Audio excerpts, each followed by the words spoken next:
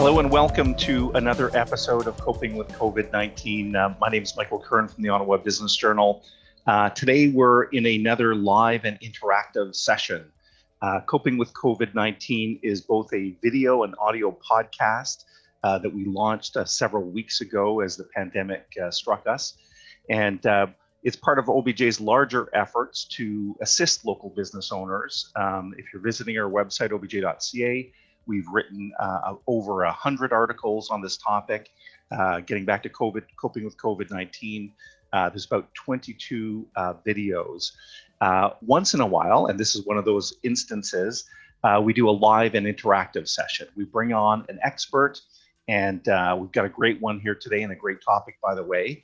And we get a little bit interactive with you guys. So today's topic, it deals with one of the biggest issues that business owners are facing in this pandemic. So as revenues plummeted for many businesses, they were faced with some very tough decisions around coping with their cost structures, both payroll, and we saw a lot of attempts through the government program CEWS to deal with that, but also there was some really important government initiatives to deal with rent subsidies and deferrals and similar questions. And that really is the topic that we're digging into here today. More specifically, we're dealing with three things: accessing government and rent subsidy programs. We're dealing with rent deferrals.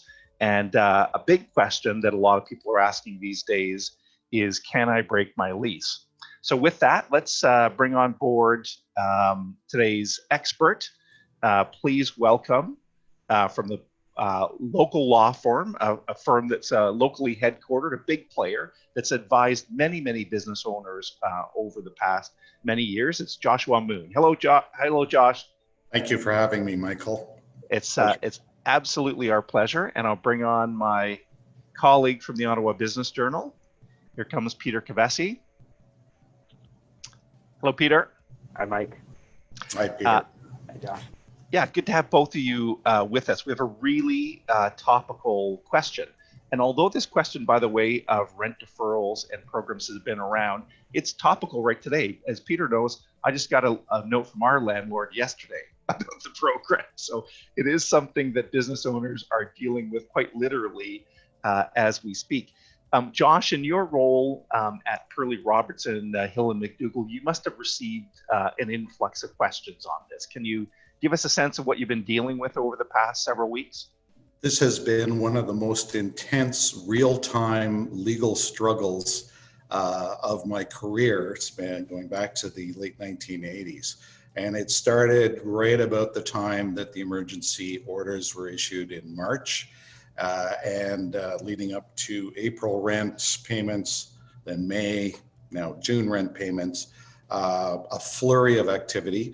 I have both commercial landlord clients and commercial tenant clients. None of them cross over, no conflicts, but probably helping about 20 or 25 tenants and probably helping about between 5 and 7 landlords, commercial landlords, with this struggle and issue of what to do.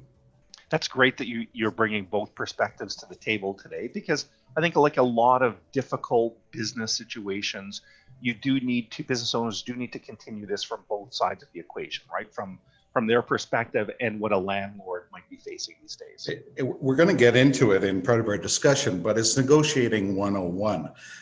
Part of negotiating 101 is understanding the other side's perspective. To get to the answer you want, to get to yes, you have to know what the other side needs to get to and the answer they want. So we're going to touch on that a little bit and what's been happening in the economic marketplace that I've seen in Ottawa over the last, hard to believe, 12 weeks that we're at. Yeah, it doesn't seem like that long. Listen, we're going to get into our first topic. So I'm going to bring up a slide right now. And as you can see, we're going to start by talking about government support programs. So there is a specific program that was formed to help people deal with their commercial leases and pay those rents. Josh, let's dig into this. Tell us about the CECRA, or I don't know how people are calling Secra. We're calling it Secra. Okay, Secra. There we go. So it is being administered by CMHC. It's a joint program of the Government of Canada and the provinces. It only went up with its terms and conditions and details and eligibility, I think around May 24th, May 25th. A lot of decision making was being delayed by both landlords and tenants until that program was revealed, because the Prime Minister and premiers across the country had talked about it some weeks earlier in April, but it wasn't revealed until later in May. So decision making waited for that. It's an emergency commercial rent assistance, and in the end, it's a fairly narrow scope of eligibility. It's for tenants that pay $50,000 or less in commercial rent, gross rent, their total amount. They have to have had a 70% reduction in their gross revenue, and across their portfolio of revenue generating activities, a maximum of $20 million gross revenue. So that narrowed the field of who's going to be eligible for that program. And we'll get to it when we talk about rent deferrals. Still leaves a lot of commercial tenants ineligible, but needing some tools and some advice and some ideas on what to do. And still leaves the landlords with, they were hoping for maybe a broader application. It's narrow, but helpful for those small businesses in that category. And that sort of leads us to the landlord's perspective and what they were thinking about. In the end, if parties are eligible, then the landlord will be paying 25% of the rent, or basically forgiving 25% of the gross rent, the tenant paying 25% of the gross rent, and the government through CMHC loans 50% of the gross rent, and it's automatically forgiven December 31st of this year if you don't evict or otherwise do something nasty to your tenant. There's an automatic forgiveness. So the government's paying 50% of the rent for those tenants. The landlord is the one who applies. So while in your introduction you talked about access for tenants to programs, this program actually is directed in terms of applications to the landlord. It's the landlord who's doing it. And you've heard Premier Ford a couple of times over the last few weeks chastise landlords about not applying. And I think that might be a little bit unfair in some circumstances, maybe fair in others, but the landlord has to collect the signatures. They're collecting and getting signed attestations from the tenant. They're getting the tenant to sign a rent reduction agreement. And the terms of the loan are that if the tenant has made a false or misleading statement, the landlord's obligating with making commercial efforts to recover the amounts from the tenant on behalf of the government. The documentation is not straightforward. There's some nuances in all the documents. The tenant attestation, which is basically the tenant saying, I'm saying this is true. Landlord or owner's attestation, I'm saying this is true. And then there's a loan agreement terms with the federal government and the rent reduction agreement. So there's a suite of 4 documents. Everybody's only read them for the last week and a half. I have landlords who have made the decision they are applying. I have landlords who are still trying to discern whether they'll apply. So from the landlord's perspective, they have some responsibilities that are new, and they're forgiving 25% of the rent.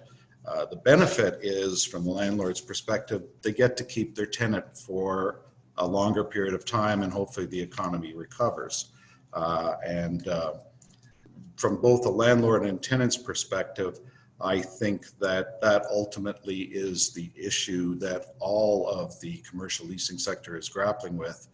If not the tenants we currently have, who are the tenants in the future, and which tenants can we help and keep them alive so that they're still around to pay rent as we come out of very difficult economic times. So that's the landlord's perspective on it. They've got to do work, but they get the 50% subsidy of the rents of those tenants that are eligible. And you touched on a lot of interesting points there, Josh. And this is a program, I was looking at the documents yesterday, that is more complex than the CEWS, the wage subsidy, because as you said, it's the landlord that's applying, and it's kind of this joint process. There's attestations and responsibilities specifically on the part of landlords. So it is interesting. I've been involved in the emergency wage subsidy application process. Your accountant or bookkeeper or CFO finds 5 or 6 different numbers that are readily available in their financial information. Yes. And you punch the numbers into the CRA website, and 10 days later or 5 days later, you get a deposit of money. This is much more onerous in terms of the documents that have to be prepared, reviewed, signed, then submitted and uploaded. So Josh, let's go to Peter now. Peter is playing the interactive role in today. So we're going to run a poll here just in a second, but I did want to remind people that you can use the Q&A function at the bottom of your screens to submit questions. We're going to leave several minutes at the end, and we will also be, Peter will be helping us synthesize those questions and identify some common themes. So here comes our first poll of the day. Should be appearing on your screen right now. And Peter, take it from there. So almost since the onset of the COVID-19 crisis, we've heard calls from business advocates for government measures to help out commercial tenants. So I'm particularly curious to understand what has been the pickup, and among our audience, have you or your landlord attempted to access these rent assistance benefits? And actually, while people are voting, we did get one question. It's a clarification question. Josh, when we're talking about measuring the rent reductions, is that just for base rent, or does that also include operating costs? So the CMHC is administering the program. On their website, they have a definition of gross rent. The 50% subsidy is a gross rent, and it describes it and includes the base rent, sometimes called minimum rent, and operating costs and taxes. So you have to look carefully at the definition, but it's more than just the minimum rent. It's sometimes they're called common area maintenance costs, operating costs and taxes, additional rent. It's the whole package of rent that the government is subsidizing for those small businesses. So Peter, here comes the results. We had dozens of people vote, and you may or may not be surprised by this. Here they come. Okay. So we see that 85% of our audience isn't looking to access the benefits. Josh, is that sort of aligned with what you're seeing in your practice? What do you make of those results?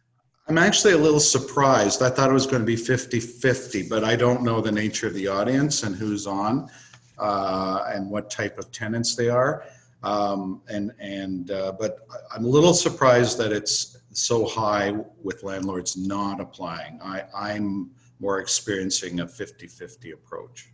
And it does depend on the nature of your clientele and the nature of today's audience. It's a great point, Josh. So listen, we're gonna to stay on time, we're gonna move on to our second topic right now, and I'll bring that up on screen. So of course we talked, topic number one was government, excuse me, support programs. Now we'll talk about rent deferral. So this is a really hot topic, Josh, with a lot of different businesses. Tell us a little bit about rent deferral and the legalities around this. So I'm going to preface this with a few comments from our first topic on the notion of understanding the landlord's perspective, and also landlords understanding the tenant, and a duty, I believe it's a duty from the tenant's perspective to really let their landlord know and understand what their plan is and how they're going to survive this very difficult economic time, and how long it will take them to recover and be back up to where they're at before. So as we discussed, there's a whole range of tenants who are not going to be eligible for CECRA at all. So there's no government program to help them out. The standard approach that I'm seeing from both the tenant's perspective and landlord's perspective is that I would say 50% or more of landlords are at least prepared to talk about rent deferral. So what's rent deferral? The landlord says you don't have to pay all or some of your rent for April, May, and June, and you will repay that deferred rent starting in July, or perhaps I've even seen starting January 1st, 2021, and we'll divide it by 3 months, or we'll divide it by 6 months. And that allows the tenant to cover some of its costs and put itself in a position to recover. So when I say deferral of some landlords are saying, I'll defer the minimum rent, but you're going to pay the operating costs and taxes and all utilities during this period of time.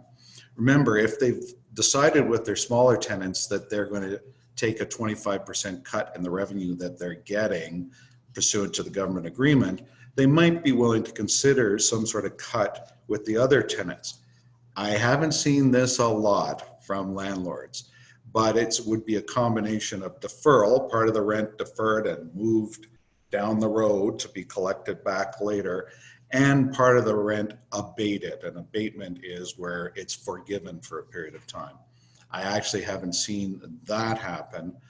What I have seen happen is deferral, payment down the road, combined with extension of the lease, where the landlord says, well, if I'm going to give you 3, 4, 5 months deferral now, or a combination of deferral and abatement now, I want to add 5 months on at the end of the term. Your lease is up in 3 years. Let's add 5 months on to the end of your lease at the end of the term. Back to how important it is to have your landlord understand your plan and your finances. I think you're going to have to, as a tenant, you're going to have to be fairly forthcoming and fairly transparent. The landlord doesn't want to find out that the company has $1 million of retained earnings sitting in its accounts, and it's asking for either an abatement or a deferral, when in fact the risk may be easier to be borne by the tenant, not by the landlord. Landlords have mortgages to pay. Landlords have, if they're a pension fund, they've got pension funds to fund. Landlords have obligations just as tenants do, and it's a delicate balance.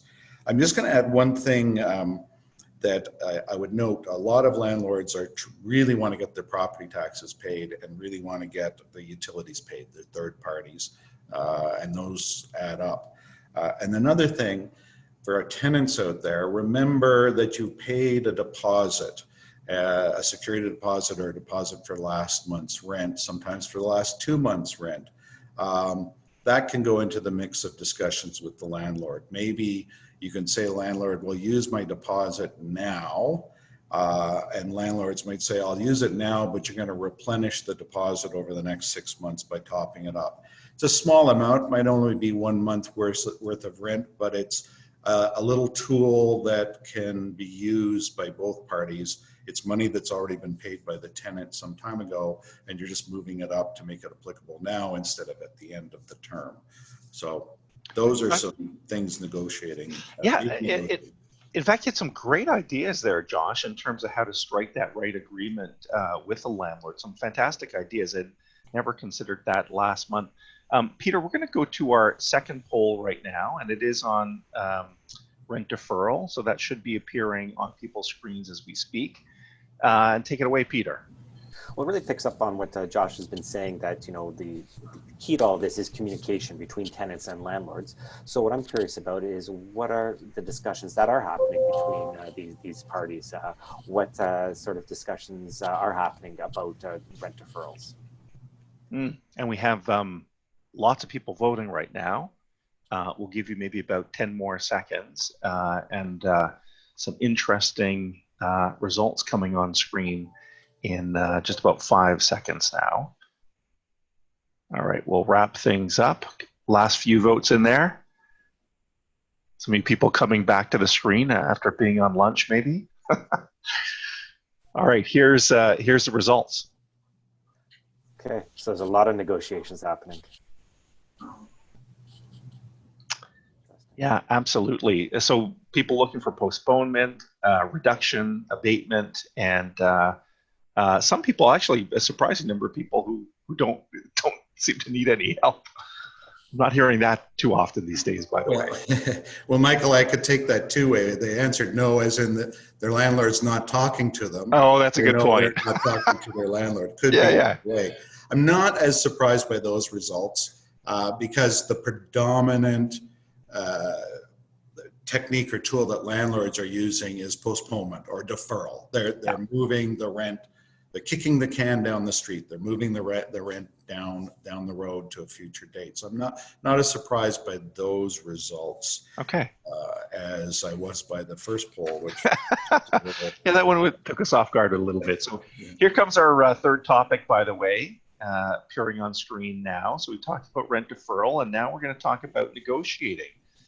So we've touched on some of the elements, that might be in your negotiations, but here comes some big foundational questions. So take it away, Josh. So right away in March and right into the first few weeks of April, particularly with the food and beverage sector, also with the retail sector, the first questions coming from the tenant side were, how do I get out of my lease? I just want out of my lease. I want to shut my business down. And it was a natural reaction. There was a lot of angst, a lot of psychological stress happening, and the easiest answer for a small business person particularly, but even for medium-sized, was maybe I need to, if you're medium-sized and have a number of locations across Ontario, you might say, well, I want to reduce my number of locations and only have 5 outlets instead of 20 outlets. And generally the answer to that question has been no. The leases in the commercial leasing sector are, for the most part, very strongly protecting the landlord, and 9 out of 10 leases do not allow you to get out of your lease and do not allow you to stop paying your rent. You have to keep paying your rent. Even if it has a force majeure clause, 9 out of 10 leases, the force majeure clause says this allows the parties to not perform if there's been an act of God, if there's war, insurrection, usually the definition is broad enough to include pandemic, but notwithstanding that force majeure, it doesn't release the tenant from the obligation to pay rent.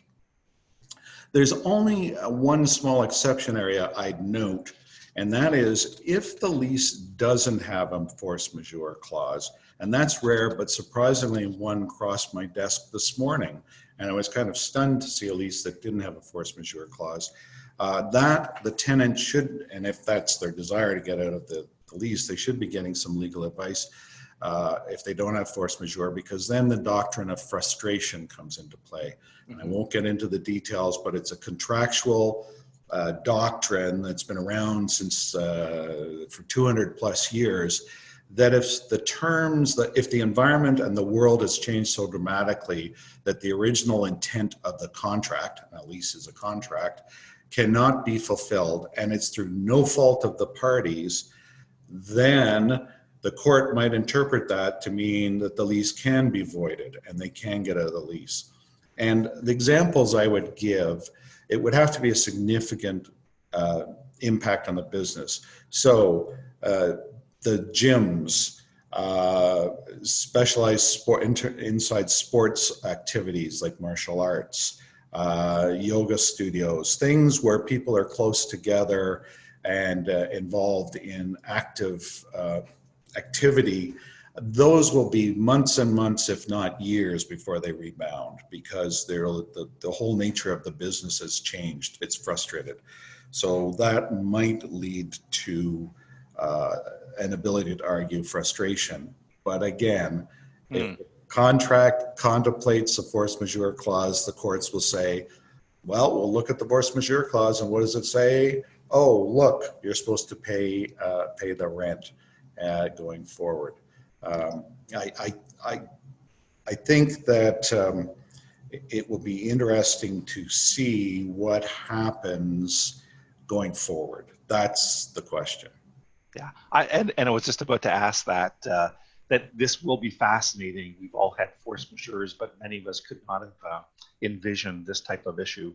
Peter, I'm just going to check in with you. Would you like to go to a poll? We're coming to the bottom of the hour. Would you like to go to the poll or go to the Q&A? Can we go straight to the Q&A? We've got some great questions that I'd love Absolutely. Let's do that then.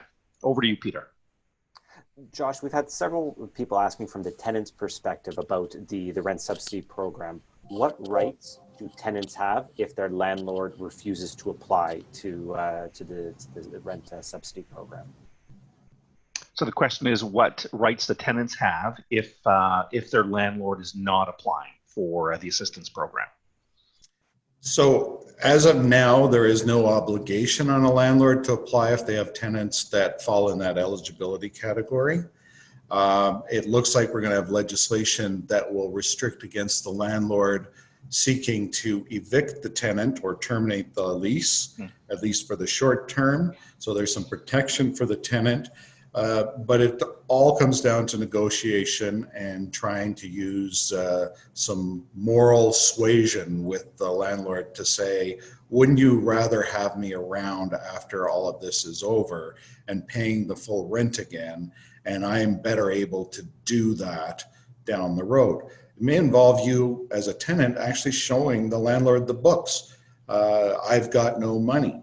And if you've got hidden money someplace, the landlord's going to say, well, that's no good. Why am I subsidizing you if you've got money in the business that, and I understand the tenant's perspective is, yeah, but I was planning on using that for renovating or hiring more staff or doing more marketing. And we're in the middle of a black swan event. And that means it is very rare, doesn't happen very often, but when it does, it's catastrophic. Best laid plans of mice and men oft go astray. And you're going to have to work with the landlord and say, I might have had that money set aside to hire more people or to do renovations or whatever. I'm prepared to spend some of it on rent, but landlord, can you give me some sort of a break as well? I use that as an example, but that's the back and forth. But there's no legal way to force the landlord to apply. Sorry, long-winded answer. No, it was a great answer. And Peter, any other themes emerging in the Q&A right now? I wanted to make sure to try to get the question in from the landlord's perspective. And so this question involves the relationship between a landlord and their lender, like their mortgage lender, in the context of the rent subsidy program. Could you clarify, there seems to be, there's a question, if a landlord is successful in obtaining the rent funds from the rent subsidy program, does that actually go to the landlord or does that go straight to the mortgage lender? Did you pick up on that one, Josh? So, okay. Yeah. And that's part of the complexity of the SECRA program. So first of all, I'd note from the landlord's perspective, and tenants who are listening, listen carefully. There are mortgages out there where the landlord has to get the mortgagee's consent to give a rent reduction or a rent subsidy. So on top of getting all those documents and everything, they've got to go and seek the authority of their lender to give some sort of a subsidy, the 25% in the secret perspective. The 50% that comes in from the government to the landlord is used by them, and they can use it as they see fit and direct to cover their operating costs, their taxes. They can even cover their management fee, as far as I understand the definition, and certainly they're going to pay their mortgage. And I would suspect if a bank has the right to consent or not consent to rent reduction, the bank or pension fund or whoever's lent the money is going to say to the landlord, I get the 50%, thank you very much, towards the mortgage payment. If the mortgage payment is higher than 50% of the rent, then the landlord's going to be paying that out of the 25% rent reduction that they're eating in the process. I hope that clarifies it. But yeah, that was very interesting. And Peter, anything else to touch on? We've got about a minute or two more minutes left in the broadcast. Sure, I'll ask just one quick question. So much office space is sitting empty right now. Lights aren't being turned on. Water isn't being used. Do tenants have any, I guess, ground to stand on to go to the landlord and ask for a reduction in their operating expenses since they're not actually physically using the space? Interesting. So that's tenants looking for a reduction in rent payments because operating costs might be dropping like a stone as buildings sit empty. So again, a little bit of nuance and complexity on that. For those tenants who have what's called a triple net lease or a net lease, so they're paying base rent or minimum rent as the core rent, the base rent, and then they're paying their proportionate share of all the operating costs for the building over the course of the year. And then at the end of the year, it's adjusted. And if the costs were, and it's they're paying on a 1/12 basis based on the estimated costs for the year. So at the end of the year, the landlord does a reconciliation, an adjustment. If costs were higher, they demand and get a check from the tenant to top up the previous year's costs. Or if costs were lower, the tenant gets a credit for the year going forward. So if operating costs are lower and it's a net lease circumstance, then the landlord's immediate answer will say, you'll get that credit at the end of the year when we reconcile the books for the entire year because our utilities were lower, we did less cleaning, a whole bunch of things that were not, utilities were less, all of that sort of thing. The tenant comeback could be, to help us all, because your costs are going to go down, landlord, could you adjust it down now? Now, my landlord clients are going to hate me saying that out loud, but it's back to that discussion between the tenants and the landlords, particularly the tenants that are going to survive and have a plan to survive. Can we do that adjustment now or partially adjust it now? And a mid-year adjustment can be done. The accountants have to get down and sharpen their pencils and get their Excel spreadsheets out, but you could do it now. I haven't heard that any landlord is doing it now, but it's a good question. It will be subject of negotiation, I'm sure. It will come up in those talks for sure. And in fact, that is all the time we have today. Josh, listen, you've done a great job of bringing a very complex program and issues down to an understandable level for all the business owners. However, as we've seen, there is a lot of complexity. So I did want to tell people that this is how they can continue to speak with you, Josh, at Perley Robertson, Hill and McDougall. I'd encourage you, in fact, if business owners still have questions, reach out to Josh and be happy to answer all of that. So, Josh, thanks again for making all this happen. Expert advice for sure. Peter and Michael, thank you both. Pleasure.